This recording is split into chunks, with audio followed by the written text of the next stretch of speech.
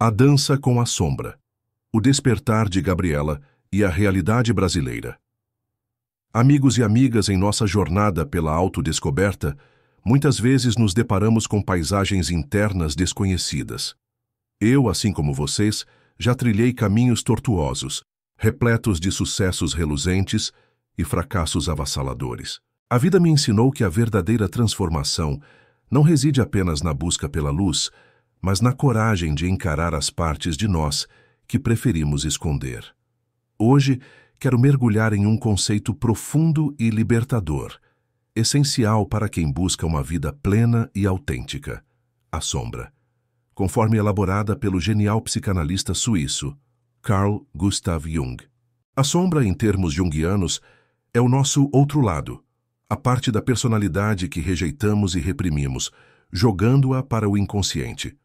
Ela é composta por todas as características, impulsos e emoções que consideramos negativas ou inaceitáveis.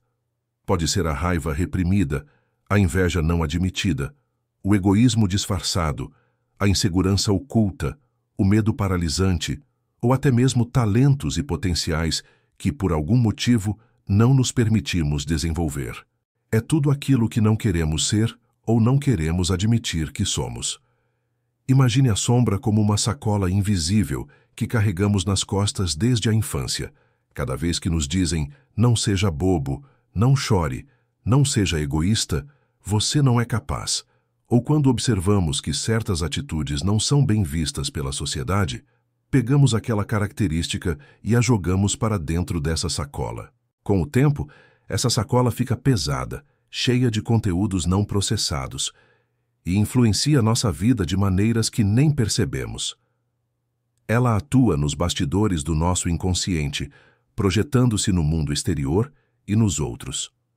Por exemplo, você já se irritou intensamente com a arrogância de alguém? Ou sentiu uma raiva desproporcional ao ver a falta de compromisso de um colega? Muitas vezes, essa irritação excessiva é um sinal de que estamos projetando nossa própria sombra. Talvez haja um traço de arrogância ou falta de compromisso em nós que não queremos reconhecer. E quando o vemos no outro, ele nos incomoda profundamente. A sombra não é necessariamente má.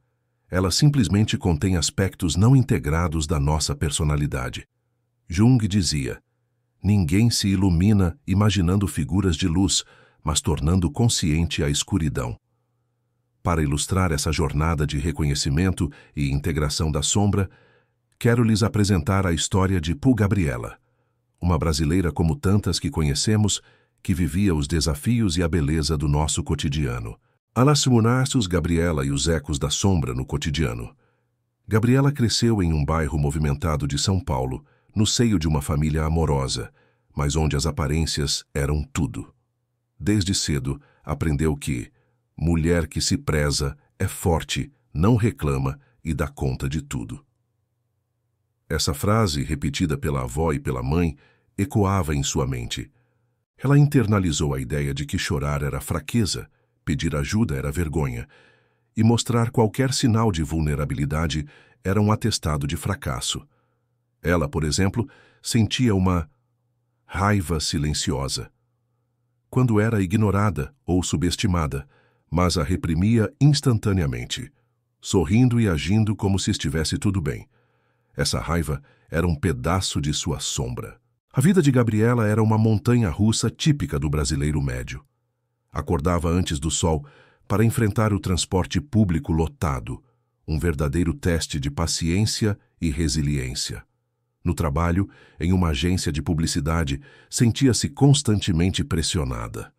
Havia uma colega, Luana, que sempre se destacava, elogiada por sua criatividade e ousadia.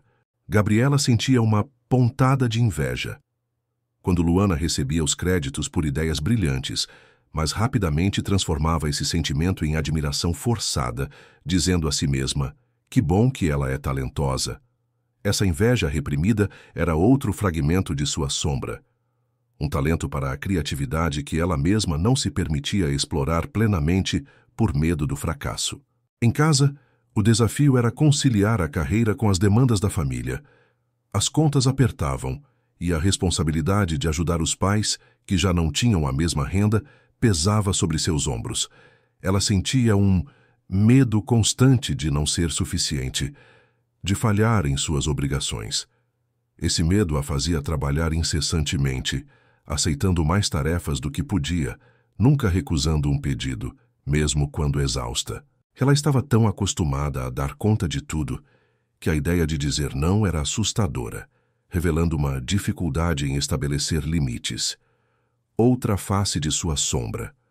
Um dia, em um engarrafamento caótico na Marginal Tietê, após um dia exaustivo, o carro de Gabriela foi levemente batido.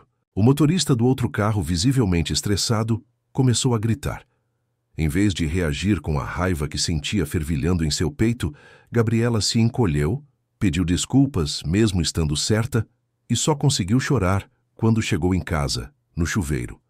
Essa incapacidade de expressar sua indignação, de defender-se, era um sinal claro de como sua sombra a dominava. Ela reprimia a raiva para se adequar ao padrão da mulher educada e calma.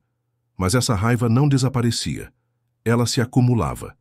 A sombra de Gabriela se manifestava de diversas formas. Ela criticava veementemente pessoas arrogantes.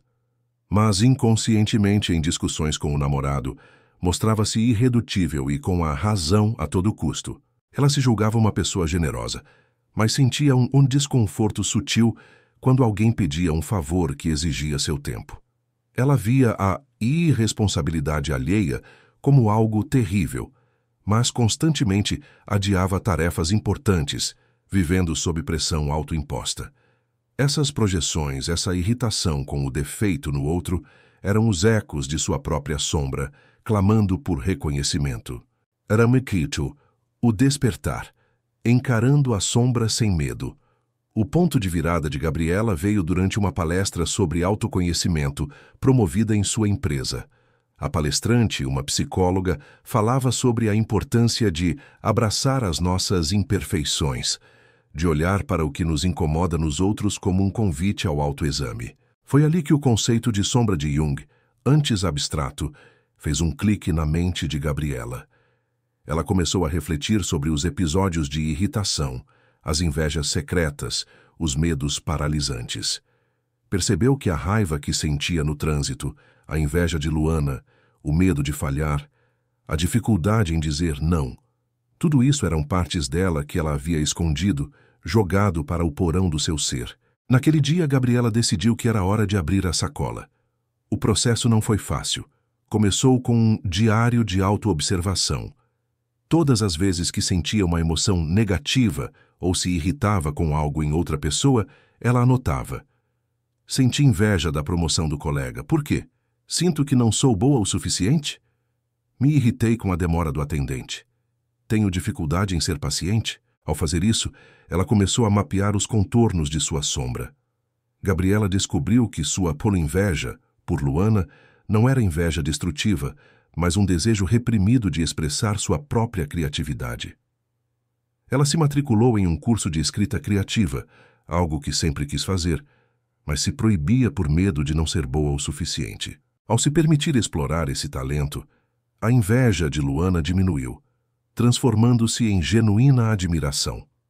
Aceita uma raiva reprimida, que sentia em situações de injustiça, começou a ser canalizada de forma construtiva. Em vez de explodir ou se calar, ela aprendeu a comunicar sua insatisfação de forma assertiva. No trabalho, passou a estabelecer limites dizendo não quando necessário, o que, para sua surpresa, a tornou mais respeitada, não menos. O medo de falhar, quando reconhecido, tornou-se um impulso para se preparar melhor e buscar ajuda quando precisava. Ela entendeu que a sombra não era um monstro a ser combatido, mas uma parte da personalidade a ser integrada. Não se tratava de virar má ou ser egoísta, mas de reconhecer que essas características existiam, entendê-las e, então, escolher como elas se manifestariam. Por exemplo, o egoísmo disfarçado era, na verdade, uma necessidade legítima de cuidar de si mesma e de suas próprias necessidades antes de se doar aos outros. Ars Urus, a vida integrada. O legado de Gabriela. A vida de Gabriela não se tornou perfeita, mas se tornou autêntica e mais plena. As dificuldades do dia a dia, como o trânsito ou as contas, continuavam existindo, mas sua reação a elas mudou. Ela não se sentia mais uma vítima do destino. Ao invés de projetar sua sombra nos outros, ela a reconhecia em si mesma, transformando-a em uma fonte de autoconhecimento e crescimento. Quando via alguém arrogante, em vez de apenas se irritar, ela pensava: em que momentos eu também me mostro irredutível ou inflexível? Como posso trabalhar isso em mim? Essa autoobservação constante permitiu que ela desenvolvesse uma compaixão genuína pelos outros e por si mesma. A história de Gabriela é a história de muitos brasileiros que, como ela, enfrentam a rotina, as pressões sociais e as expectativas culturais que nos levam a reprimir partes de quem somos. Ela provou que a verdadeira vitória não está em apagar a sombra, mas em iluminá-la, compreendê-la e integrá-la à totalidade do ser. Ao fazer isso, ela não só se tornou uma pessoa mais equilibrada e feliz, mas também um farol de inspiração para sua família e amigos, que testemunhavam sua transformação. Ela entendeu que a sombra, na verdade, guarda uma energia vital imensa. Ao invés de gastar energia para reprimi-la, ela a utilizou para se tornar mais criativa, mais assertiva, mais autêntica. A inveja se transformou em impulso para o desenvolvimento pessoal, a raiva em capacidade de defender seus valores e o medo em prudência e planejamento. Jung nos ensina que a integração da sombra é um passo fundamental no processo de individuação, que é a jornada para se tornar um indivíduo completo e autêntico. Não se trata de ser bom o tempo todo, mas de ser inteiro. Assim como Gabriela, você também carrega sua sacola invisível. Acredite, nela não há apenas defeitos, mas também dons e potenciais adormecidos, esperando para serem descobertos e utilizados. É hora de acender a luz no porão do seu ser. Qual aspecto de sua sombra você tem evitado reconhecer?